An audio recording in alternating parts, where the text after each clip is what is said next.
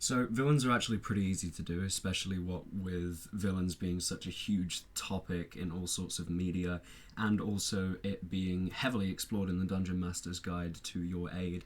There's also countless other villains that you can steal from. They're pretty easy to do, they're pretty easy to make, and they're pretty easy to run in a way that will make the players want to kill them or antagonize them, etc., etc. You could have like a villain be a dark mirror of another party member to kind of give them this perspective of, oh, this is what would have happened if I went this other way, so they feel more like a hero. You could also have them directly antagonize the party as a whole by either killing someone they like. So for example, hey, if a party has alive family members, that's a great tool. I know that's a meme, but it genuinely does give them at least an in-character reason to hate the villain. And when you have an in-character reason to hate something, generally your player also starts thinking that way as well in terms of that. And you can also like destroy their property, make them have to flee, all sorts of weird tricks that you can make a compelling villain out of. But I think that villains are a lot more effective when their presence is felt from the very beginning of the story. And that is a much harder thing to do because as a DM, you don't know where the end of the story is at all. You might know generally where the end of this adventure is, what their boss is, but you don't exactly know, okay, so what's the next adventure going to have, etc., etc. And you're probably not 100% sure on the incremental villains. You might know the first one you're using, and you might know the last one. And I think that a good way to start setting up these hooks of an overarching villain that is a singular presence in the campaign is using that first smaller villain as a way of setting up this much larger one. And all of these other ones spliced into your campaign and stuff like that. Some of them don't have to be related, but some of them could indeed continue to owe to this final villain that you want the party to be afraid of. So I want to use Walking Dead as an example for this. Some people aren't as fond of the TV show as of recent. I personally find it fine. My door just opened because there's a storm outside right now. And I'm going to be using kind of just the idea of the character Negan here to explain things. In the show, he's foreshadowed for an entire season, borderline an entire season. The moment that the group are safe in society and things start going wrong, it's Negan. They hear the name, they hear it over and over and over, and when they solve the problem, they hear the name over and over and over. And eventually it gets, after a bunch of episodes, to him, and he enters with a bang and kills, in the comics, just one character, and in the TV show, kills two. I'm not saying you need to, like, kill a player character to get the desired effect of, like, a spooky, scary villain or something like that. But you get the point. Negan was foreshadowed over a bunch of episodes and he finally appeared. And therefore it also gave him a more complex appearance right off the bat. You knew what he was about before you saw his face. And when you saw his face, it affirmed a lot of things.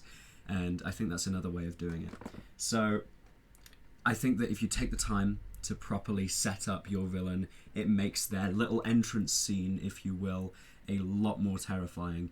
Let's see. So, for example, you're in a dungeon, you've been exploring it for 3 sessions, let's say, and you finally come to the boss room, which you can tell because of the gleaming golden light showering from it.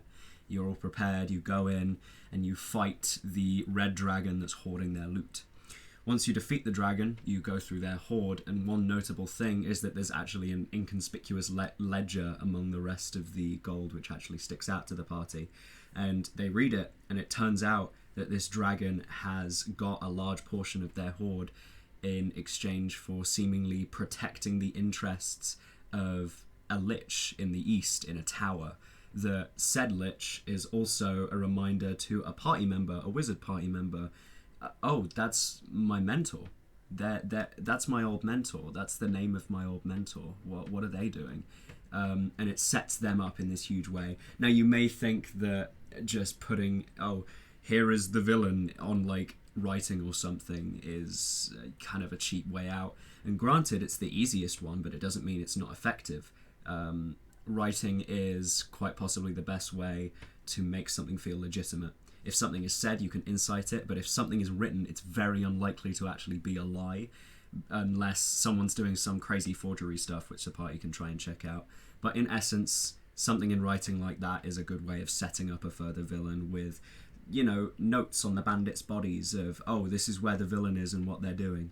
And granted, I've used that before, and I continue to use it because it's pretty good, but you can use it for other things as well. Twists. So it may seem low effort, but it works. You can also give the party the impression that, you know, the villain is way out of their league for now, and do a much earlier reveal than when you actually intend to use them. They're exploring through this massive giant hallway or something in a mountain looking for some ancient relic, and there's an iron golem, and they see it like flare to life, but just before they're about to roll initiative, it just dies down, and coming out of a dark corner is this lich, and just says, you're here, I've got other business to attend to, but you're welcome, goodbye, and just leaves. They know that he's an evil presence, but their interests aren't actually colliding right now, so just simply leaves, and that can set up something further. And it can also be their lackey. As an example, I had an NPC ally travel with a party for 2 sessions under the impression of helping them fight a fire giant later down the line, purely as a thrill seeker sort of thing, when in reality he was an undead scion spy of one Lady Ilmarrow. And just before he was about to die, he had said the name. Lady Ilmarrow sent her regards before he had ultimately been defeated. And that might seem kind of cliche, but cliches are there for a reason, you know what I mean? And that can set up a villain in a more interesting way, because you've seen someone that represents them and their ideals right in front of you, and you kind of learn what they're about. And then when eventually you see this Lady Ilmarrow, you know, there was that undead guy that betrayed us. That's what we think of when we see Lady Ilmarrow, and that's what we're going to be expecting. And I think that's a good tool to manipulate. So thank you for watching. This was a very rushed, put together script because I'm writing other stuff right now. I've got a few other things that I'm working on, but I'm getting ambitious with my D&D games, is what I'm saying. And I'm having to write a lot more as a result. If you found any of this useful, subscribe and like and all that. It genuinely helps me out beyond just a number appearing on a screen, because it means more people can see this stuff and see the small little tips that I have. I feel like I'm starting to run out as of recent in terms of I am playing less D&D than I have for the past 3 years, which is absolutely fine. I'm perfectly fine playing the amount that I am, but I'm just saying that my experience is coming in slightly slower. Because I've only got like 3 or 4 under my belt at this point. I haven't been playing D&D for forever like a lot of other people. But nevertheless, I hope the advice still helps, and if you guys continue to support this stuff, I might be able to invest some more time into it and go back to maybe the 2 video a week format, because I think that might be interesting. But for now, thank you guys for watching. See ya.